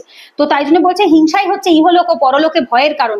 দেবকী বসুদেব কংসকে, মানে এই যে দেবকীর ভয়ে বসুদেব কংসকে বললেন যে তার কনিষ্ঠা ভগিনী তিনি সদ্য বিবাহিতা, তাই ছোট ভাই কখনো মানে বোনকে এইরকম ভাবে মানে অত্যাচার করতে বা মারতে পারে না। কারণ ভাইয়ের ধর্ম হচ্ছে বোনকে প্রোটেক্ট করা, বাবার পরের জায়গাটাই দাদা বা ভাইয়ের থাকে, সেই বোনকে রক্ষা করে। এবং এই অবস্থাটা অত্যন্ত জটিল, যদি তুমি দেবকীকে হত্যা করো তাহলে তোমার যশের হানি হবে। কারণ এই যে মানুষ তোমাকে এত নাম খ্যাতি, এই যে যশ তোমার হয়েছে, সেটা তো তোমার নষ্ট হয়ে যাবে। কারণ তুমি লোকে বলবে তুমি তোমার বোনকে হত্যা করেছো, তোমাকে পাপী বলবে, খুনি বলবে, তো সেটা তোমার ভালো লাগবে না। এবং এইখানে দেখো এক্সপ্লানেশনে যেটা আমি একটু আগেও বলছিলাম, আসুরিক ভাবাপন্ন কারা হয়, দৈবিক কারা হয়ে থাকে, সেটাই প্রভুপাদ যে এই এক্সপ্লানেশনটিতেই দিয়েছে, যে আসুরিক কারা। এই এত সুন্দর উপদেশ, এত সুন্দর দার্শনিক বিচার, এই জিনিসটা আসুরিক যারা তারা শুনবে না। খুব স্বাভাবিক। এই ধরো এই যে ক্লাসটা বা ভিডিওটা কারা দেখছে? যারা ভগবানের ভক্ত, যাদের মধ্যে দৈবিক গুণ রয়েছে, যারা ভগবানের কথা শুনতে ভালোবাসে, ভগবানকে ভালোবাসে, তারাই শুনতে পারবে। যারা নাস্তিক, যাদের পছন্দ নয়, যারা ভালো মানুষ নয়, তারা কখনো শুনতে পারবে না। তার মানেই তারা আসুরিক। যাদের এই ক্লাসটা দেখতে বা শুনতে বা ভগবানের কথা শুনতে, ভগবত কথা শুনতে ভালো লাগবে না, তার মানেই তারা আসুরিক। তো বলছেন কি, কেননা তার প্রবৃত্তি ছিল আসুরিক। তিনি উচ্চকুলে জন্ম হওয়া সত্ত্বেও তিনি তার আশেপাশের যে তার যে সঙ্গদোষ ছিল, তার আশেপাশের যে প্রভাব, এই যে সঙ্গের প্রভাবে সে সর্বদাই আসুরিক ভাবাপন্ন ছিল। অসুর কোনো সৎ উপদেশ গ্রহণ করে না।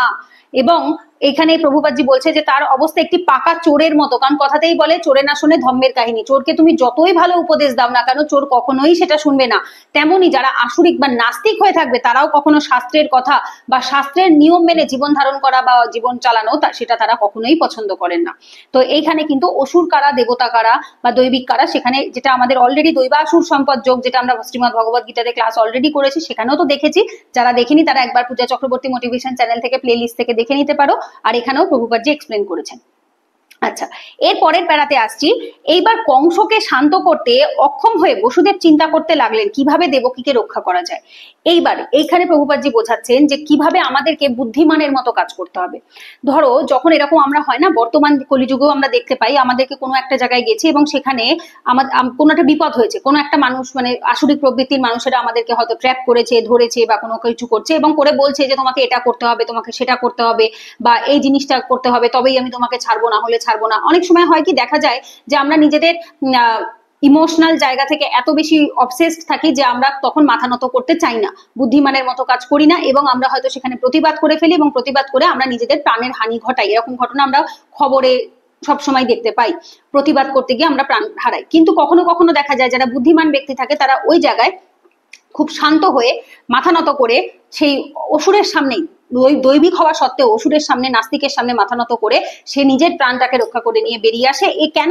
বড় ফলের জন্য। কথাতেই বলে যে বৃহৎ স্বার্থের জন্য ক্ষুদ্র স্বার্থকে ত্যাগ করা যায়। তো তোমার জীবনের বেঁচে থেকে যদি তুমি আরো বেশি ভালো ভগবানের সেবা করতে পারো, মানুষের উপকারে আসতে পারো, দেশের সেবা করতে পারো, সেই রকম জীবনকে বাঁচিয়ে রাখাটা অনেক বুদ্ধিমানের কাজ। কারণ বসুদেব জানতেন যে তার এবং দেবকীর বেঁচে থাকাটা অত্যন্ত আবশ্যক। তার কারণ হচ্ছে কি, কারণ ভগবান স্বয়ং নিজে আসবেন। যখন কংস ওকে অষ্টম গর্ভে মানে সন্তান মারবে, এটা যখন তিনি শুনেছেন, তার মনে এই বিশ্বাসটা ছিল যে ভগবান তাদেরকে রক্ষা করবেন, বাঁচিয়ে রাখবেন। এ কথা 100% ঠিক। কারণ যদি সেটা না হতো তাহলে কখনোই এরকম দৈবিক বাণী হতো না, প্রথমত। এবং দ্বিতীয়ত, তার মানে এই নয় যে ভগবান রক্ষা করবে বোনের, আমি হাত পা গুটিয়ে বসে থাকবো, না, কখনোই নয়।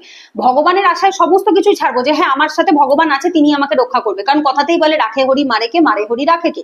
হরি যদি রাখতে চায় কেউ আমাদের মারতে পারবে না, কিন্তু হরি যদি মারে কেউ রাখতেও পারবে না। তার মানে কি এটা যে আমি হাত পা গুটিয়ে বসে থাকলাম? না, হাত পা গুটিয়ে বসে থাকলে তো অটোমেটিক সমস্ত জিনিস হয়ে যাবে না। তো এখানে বসুদেবের কার্যকলাপ দেখে আমরা এটা শিখতে পারি যে কখনো কখনো আমাদেরকে সিচুয়েশনের সামনে হয়তো খারাপ লোকের সামনে মাথা নত করতে হতে পারে ফর বৃহৎ স্বার্থ, বড় কোনো স্বার্থের জন্য, বড় কোনো কর্মের জন্য আমাদেরকে হয়তো তখন নিজেদের আত্ম অভিমানকে আমাদেরকে একটু ডাউন করে আমাদেরকে মাথা নত করতে হবে। এবং যে বুদ্ধিমান ব্যক্তি হবে সে সেটাই করবে যে বিপদের সময় তিনি মাথাকে শান্ত রেখে, স্থির রেখে, বুদ্ধিকে ঠান্ডা রেখে বা কন্ট্রোল করে তিনি সেরকম ডিসিশন নেবে। এই যে বিপদের সময় বুদ্ধিমান মানুষের প্রথম কর্তব্য হচ্ছে সেই বিপদকালীন পরিস্থিতি থেকে যেভাবে সম্ভব রক্ষা পাওয়া, কিন্তু যদি ঐকান্তিক প্রয়াস সত্ত্বেও সেই বিপদ থেকে রক্ষা না পাওয়া যায় তাহলে তাতে পৌরুষের হানি হয় না। কর্তব্য সম্পাদনে যথাসাধ্য চেষ্টা করা উচিত, কিন্তু সে চেষ্টা যদি ব্যর্থ হয় তাতে কোনো দোষ নেই। আমরা আমাদের তরফ থেকে যতটা কর্তব্য করা যায়, যতটা আলটিমেট আমাদের যতটুকু হয় ততটা আমাদের করা উচিত, কিন্তু তারপরেও যদি আমরা ব্যর্থ হই তাহলে তাতে কোনো দোষ নেই।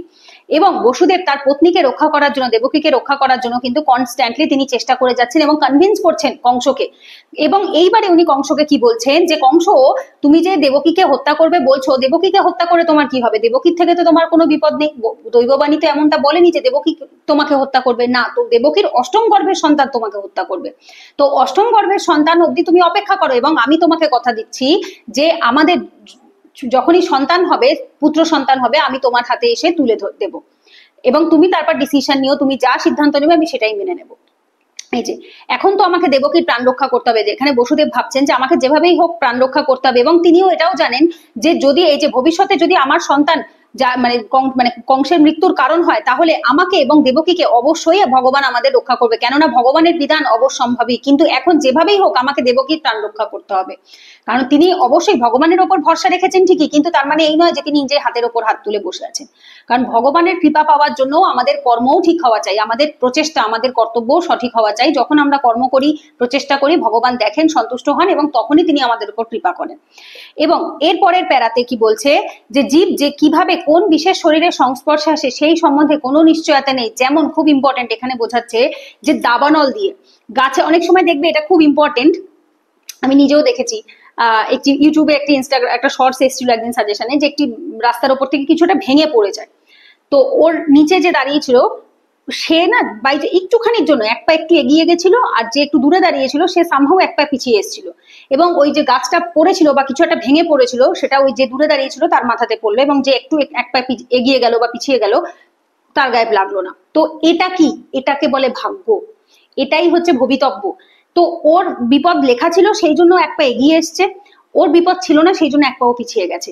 সেরকমই দাবানল দিয়ে প্রভুপাদ যে এখানে বোঝাচ্ছেন যে অনেক সময় জঙ্গলে বনে যখন দাবানল লাগে, মানে আগুন লেগে যায়, সেই সময় দেখা যায় কি আগুনের হলকা ছিটকে গিয়ে মাঝখানে একটা গাছ দাঁড়িয়ে রয়েছে, সেই গাছে আগুনটা না লেগে পরের গাছটাতে গিয়ে লাগে। তার মানে কি ওর এই সময় মৃত্যু ছিল না, এই সময় ওর মৃত্যুর কথা ছিল না, এই সময় ও বাঁচবে, এই সময় ও মরে যাবে না, দ্যাটস ওয়াই ওকে কভার করে গিয়ে পরের গাছটাতে সেই জিনিসটা হচ্ছে। তো ঠিক সেরকমই যদি বসুদেব মনে মনে ভাবছেন যে আমাদের যদি এখন মৃত্যু না হয়, ভগবান যদি আমাদের রক্ষা করে থাকেন, মানে আমাদের যদি মানে দৈববাণী যদি সত্যি হয়, তাহলে আমাদের এখন মৃত্যু নেই, আমাদেরও সময় রয়েছে, এবং তার মানে আমাদেরকে ভগবানও আসবেন। তো এই যে বিশ্বাসটা, এইটা প্রভুপাদ যে এখানে বলছেন যে এই যে দাবানল কখন কোন গাছে ছড়িয়ে পড়বে সেই সম্বন্ধে কোনো নিশ্চয়তা নেই। কখনো কখনো দেখা যায় যে অনেক সময় আগুন বায়ুতাড়িত হয়ে কোনো গাছকে অতিক্রম করে অন্য গাছে আগুন জ্বালিয়ে দেয়। তেমনি অতি সাবধানে কর্তব্যরত থাকলেও আগামী জন্মে যে কি শরীর আমরা ধারণ করবো তা আমরা জানি না, তা জানা অত্যন্ত কঠিন। এই যে আমি বলছিলাম তখন মহারাজা ভরতের কথা, এই এক্সাম্পলটি এখানে রয়েছে, আমি গুলিয়ে ফেলেছিলাম কোন পেজে আছে, এখানে রয়েছে। মহারাজ ভরত অত্যন্ত নিষ্ঠার সাথে আত্মজ্ঞান লাভের প্রচেষ্টা করেছিলেন, কিন্তু ঘটনাক্রমে তিনি একটি হরিণ শিশুর প্রতি স্নেহশীল হয়ে পড়েন, এবং তার ফলে পরবর্তী জন্মে তাকে হরিণ রূপে জন্মগ্রহণ করতে হয়। তো এইটা কিন্তু খুব ইম্পর্টেন্ট। এবং তারপরে উনি আবার ভগবত ধামে যান পরের জন্মে, ওনারও সেটা আগের জন্মে সব স্মৃতি ছিল, যেটা তোমরা হয়তো শ্রীমদ ভাগবতমে গল্পটি পড়েছো বা শুনেছো। আচ্ছা, এর পরের পেজে কি বলছে যে বসুদেব বলছেন যে কখনো কখনো আমাদেরকে অন্যায়ের সামনে মাথা নত করতে হয়।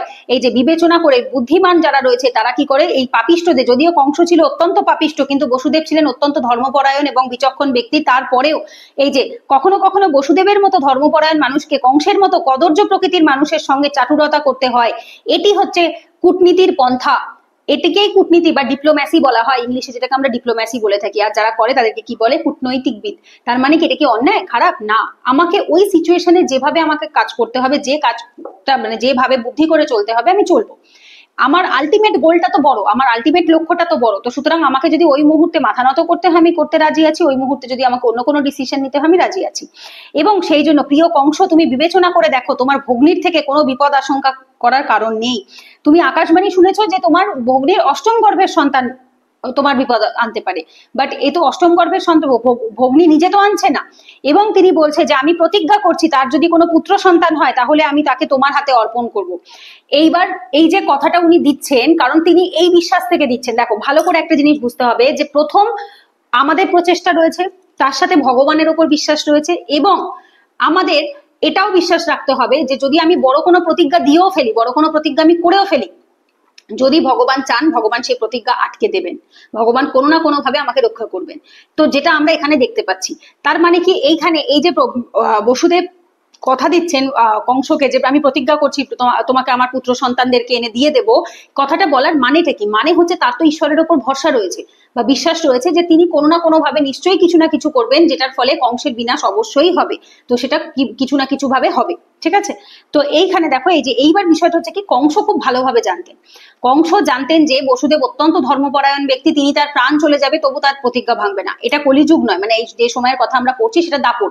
তো দাপরে যখন কেউ কোনো কথা বলতো তখন মুখের কথা এক একটা বড় বড় বেদ বাক্যের মতো ছিল। যেরকম আমরা দেখতে পাচ্ছি মাতা কুন্তী বলছে যে যা এনেছো 5 ভাগে ভাগ করে নাও, সাথে সাথে পঞ্চপাণ্ডবের সাথে দ্রৌপদীর বিয়ে হয়ে যাচ্ছে। তো দ্যাট মিনস কি, এবং ওখানে যখন ওই পাশা খেলাতে যুধিষ্ঠির বুঝতে পারছে যে তার সাথে অন্যায় হচ্ছে, তারপরেও তিনি যখন হেরে গেছে তাকে, তিনি তার ভাইদেরকে তার ওয়াইফকে এগুলো তিনি জানতেন এটা অন্যায়, কিন্তু তারপরেও তিনি যেহেতু কথা দিয়ে ফেলেছেন, যেহেতু তিনি মানে জানেন যে কথা দেওয়াটাই ধর্ম, মানে তখন বিষয়টা দাপরে ব্যাপারটা এরকম ছিল যে ধর্ম মানে হচ্ছে তোমাকে কথা দিয়ে কথার খেলাপ করা যাবে না, প্রতিজ্ঞা দিলে প্রতিজ্ঞা রাখতেই হবে, এইটা ছিল ধর্ম। বাট কলিযুগে দেখো মানুষ প্রমিস করছে যে আই প্রমিস আমি এটা করবো না, তারপরেও সব থেকে বেশি ব্রেক করছে। এবং কলিযুগে একটাই মানুষ সবসময় বলে কি, প্রমিস করা হয় কিসের জন্য? ভাঙার জন্য, প্রতিজ্ঞা করা হয় ভাঙার জন্য। আর সেই সময় দাপরে সেরকমটা ছিল না, তখন মানুষের কথার দাম ছিল। তো বসুদেব যিনি মানে কংস ভালো মতো জানতেন যে বসুদেব অত্যন্ত ধর্মপরায়ণ ব্যক্তি, তিনি কথা দিলে কথার দাম রাখেন।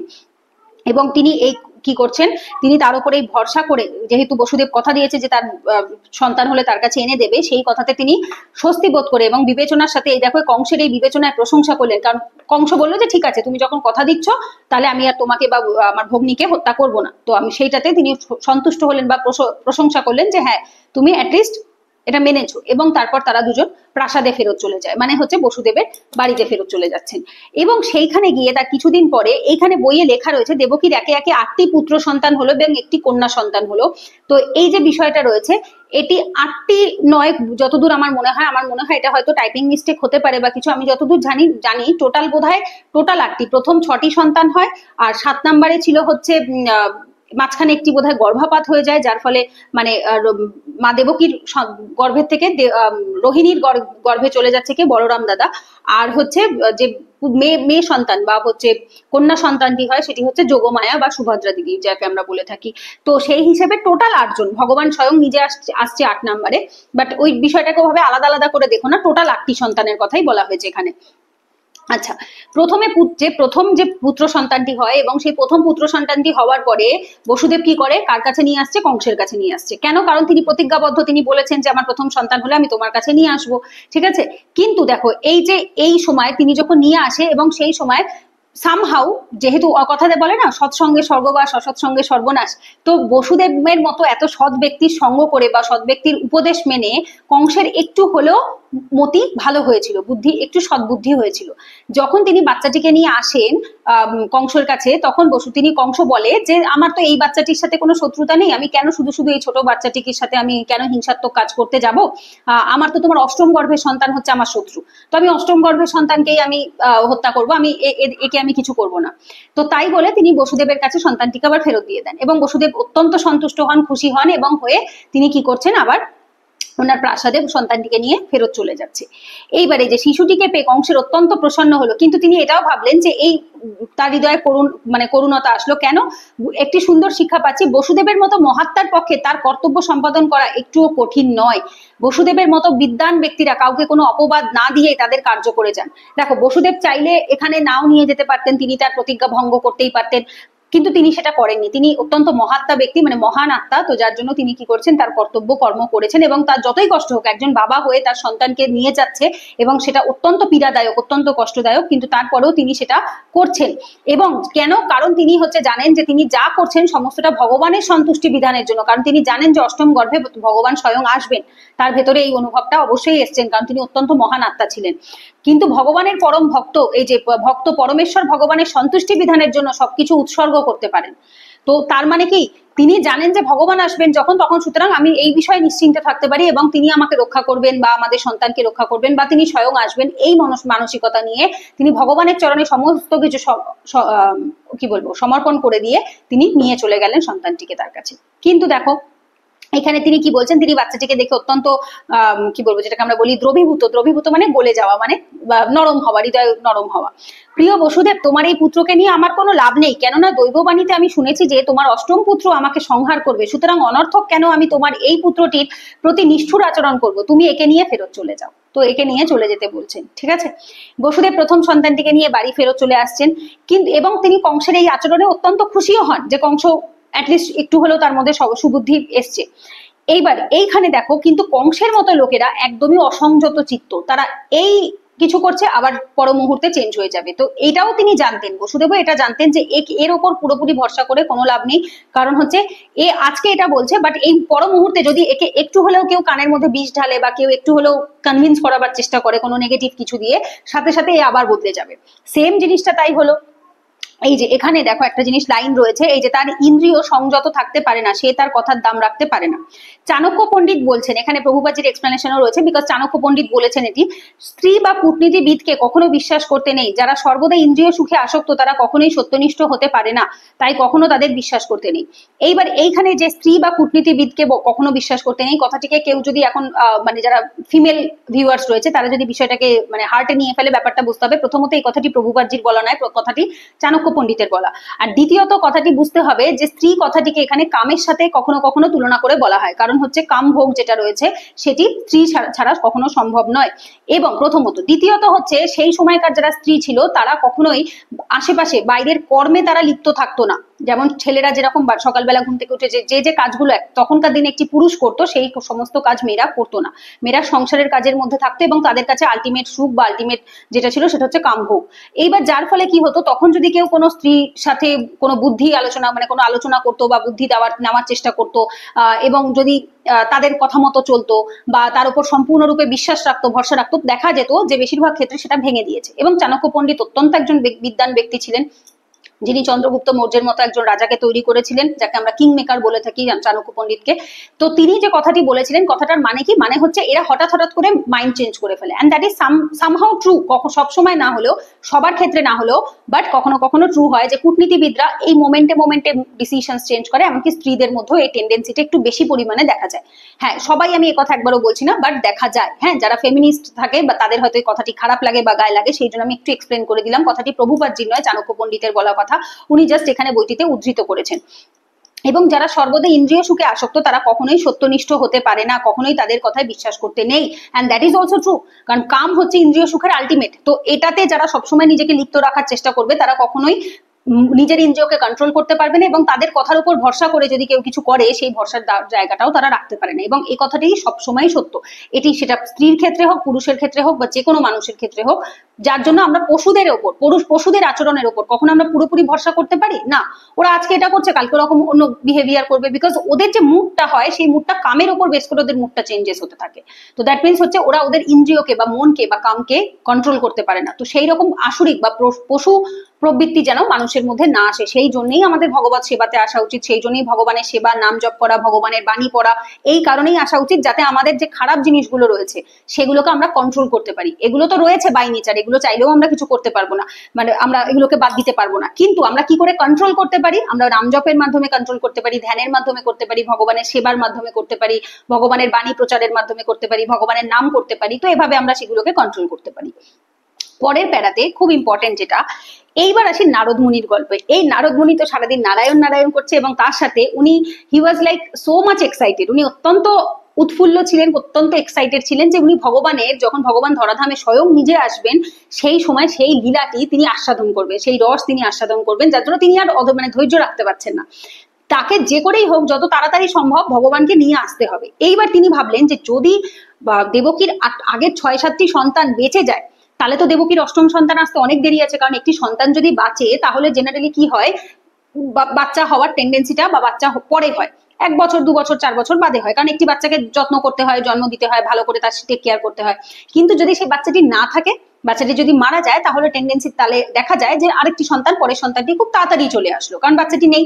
তো সুতরাং বাবা মায়েরও আরেকটি সন্তানের প্রয়োজন হয়, বা তারা তখন সেটাকে বাচ্চাটিকে নেওয়ার চেষ্টা করে। এইবার বিষয়টা হয় কি, তিনি কি করছেন, এই যে তিনি কি করছেন দেখো, খুব ইম্পর্টেন্ট। সেই সময় নারদ মুনি কংসের কাছে এলেন। তিনি জানলেন, মানে জানতেন যে কংস দয়া পরবশ হয়ে বসুদেবের প্রথম সন্তানটিকে বসুদেবের কাছে ফিরিয়ে দিয়েছেন, কিন্তু তিনি ভগবানের আসার জন্য আর অপেক্ষা ধরে রাখতে পারছেন না। এই যে শ্রীকৃষ্ণ যাতে যত তাড়াতাড়ি সম্ভব অবতরণ করেন সেই আয়োজন করতে নারদ অত্যন্ত উৎকণ্ঠিত ছিলেন। তাই তিনি কংসকে বললেন যে নন্দ মহারাজ সহ বৃন্দাবনের সমস্ত গোপকুমার এবং গোপকুমারীরা ও বসুদেব ও তার পিতা সুরসেন সহ সমস্ত যদুবংশীয় এবং বৃষ্ণিবংশীয় মহাত্মারা ভগবানের অবতরণের অপেক্ষা করছেন। কারণ এটা সত্যি যে ভগবান আসার আগে সমস্ত দেবতারা অলরেডি বৃন্দাবনে এক একজন এক একটা গোপকুমার গোপকুমারী বা হচ্ছে বসুদেব, নন্দ মহারাজ, মা যশোদা, এরা প্রত্যেকেই দেবতা। তো এনারা কিছু না কিছু ভাবে রূপে চলে এসছেন এবং ভগবানও আসছেন, ভগবানের আসারও আয়োজন হয়ে গেছে, শুরু হয়ে গেছে সেখানে। তো তিনি এই কথাগুলো বলে মানে অ্যাকচুয়ালি কংসকে উত্তেজিত বা প্রভোগ করে দিলেন, যাতে তিনি বাচ্চার সন্তানটিকে নিয়ে আসেন এবং এনে হত্যা করেন। এবং কি বলছে, সেই সমস্ত পরিবারের সমস্ত বন্ধু শুভাকাঙ্ক্ষী দেবতাদের থেকে সাবধান থাকতে, যাতে তারা কিন্তু আপনার ক্ষতি করতে পারে, কারণ তারা যেহেতু সবাই দেবতা, আর অসুররা সবসময় দেবতাদের ভয় পায়, রাইট? এটা আমরা প্রত্যেকেই জানি। এই যে দানবেরা সর্বদাই দেবতাদের ভয়ে ভীত থাকে। এবং এইভাবে নারদ যখন এসে এই কথাটি বলেন, ইচ্ছাকৃতই বলেন, কারণ তারও অনেক কারণ আছে, আমরা সেটা পরে দেখবো যে কেন প্রথম 6টি সন্তান হত্যা হচ্ছে, এই 6টি সন্তান কে ছিল বা কোন জিনিসের রিপ্রেজেন্টেটিভ ছিল, সেটা আমরা পড়বো লাস্টের দিকে, এই চ্যাপ্টারে, এই বইয়েই আছে, ঠিক আছে? এবং দেবতারা যেহেতু আবির্ভূত হয়েছেন, ভগবান বিষ্ণু নিশ্চয়ই অচিরেই আবির্ভূত হবেন, এইভাবে করে নারদ মুনি এসে বলে গেলেন যে এবার কিন্তু উনি আসছেন, তো তোমার খুব সাবধান কিন্তু, হ্যাঁ?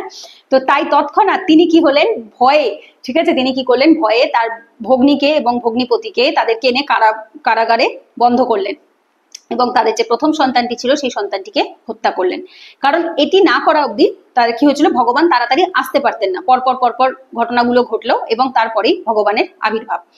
এই যে কারাগারে শৃঙ্খলাবদ্ধ অবস্থায় বসুদেব এবং দেবকীর প্রতি বছর একটি করে পুত্রের জন্ম হতে লাগলো এবং কংস বিষ্ণুর অবতার মনে করে, কারণ তিনি রিস্ক নিতে পারছেন না, তিনি বলছেন যে বিষ্ণু আসবে এটা বলে দিয়েছে, তো সুতরাং সে যে অষ্টম গর্ভেই আসবে তার কোনো গ্যারান্টি নেই, যদি সে 2 নম্বর গর্ভে আসে, যদি সে 3 নম্বর গর্ভে আসে, তখন আমি কি করব, রিস্ক নেওয়ার কোনো দরকার নেই, যে কটা সন্তান হচ্ছে সব কটা সন্তানকে আমি হত্যা করে দেব। তো সে কি করলেন, একটি একটি করে প্রত্যেকটি সন্তানকে হত্যা করতে লাগলো এবং দেবকীর অষ্টম গর্ভের সন্তানের প্রতি সে বিশেষভাবে ভীত ছিল, সে সবসময় ভয়ে ভয়ে থাকতো।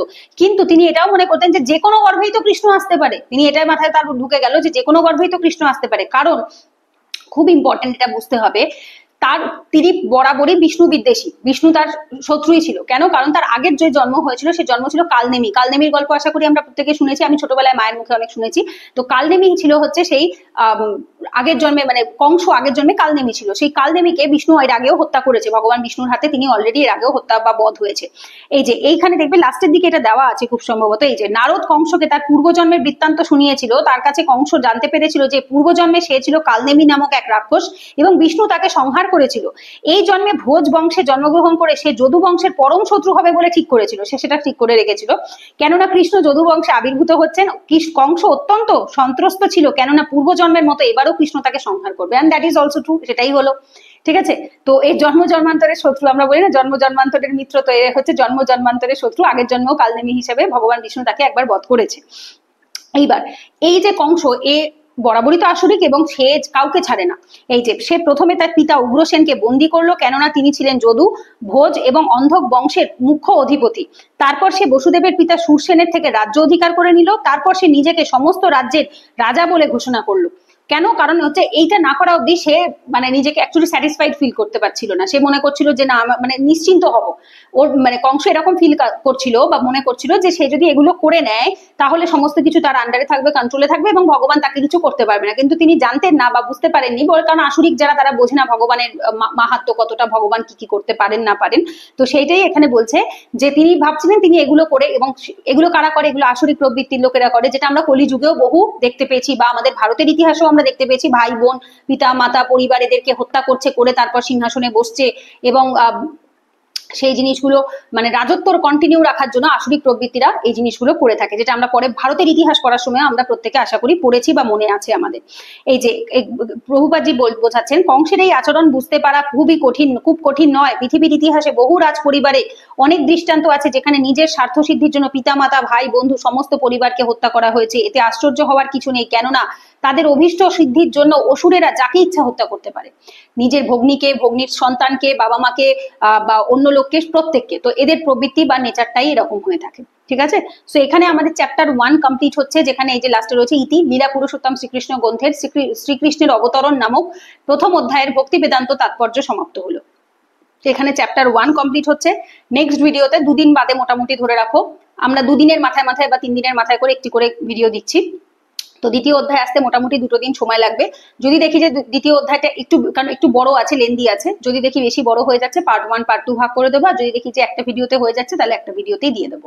তো চলো এই ভিডিওটা আমি এখানেই কমপ্লিট করছি। আশা করছি তোমাদের ভালো লাগছে। এটা একদম প্রথম ভিডিও ছিল আমার, মানে আমি এরকম ধরনের কথা, যেটাকে বলা হয় ভগবত কথা, এটার আগে আমি কোনোদিনও করিনি। কারণ শ্রীমদ ভগবত গীতাতে শ্লোক থাকে, এটাতে তো সেরকম নয়, গল্পের ফরম্যাটে। তো যার ফলে আমার যতটুকু পসিবল হয়েছে আমি চেষ্টা করেছি। যদি তোমাদের ভালো লাগে অবশ্যই কমেন্টে জানিও, আর ভিডিওটা ভালো লাগলে অবশ্যই একটা লাইক করো, আর যদি কোনো ভুল ত্রুটি হয়ে থাকে সেটাও কমেন্টে জানাতে ভুলো না। তো চলো পরের ভিডিওতে দেখা হচ্ছে, ততক্ষণ সবাই সুস্থ থেকো, ভালো থেকো, রাধে রাধে, হরে কৃষ্ণ।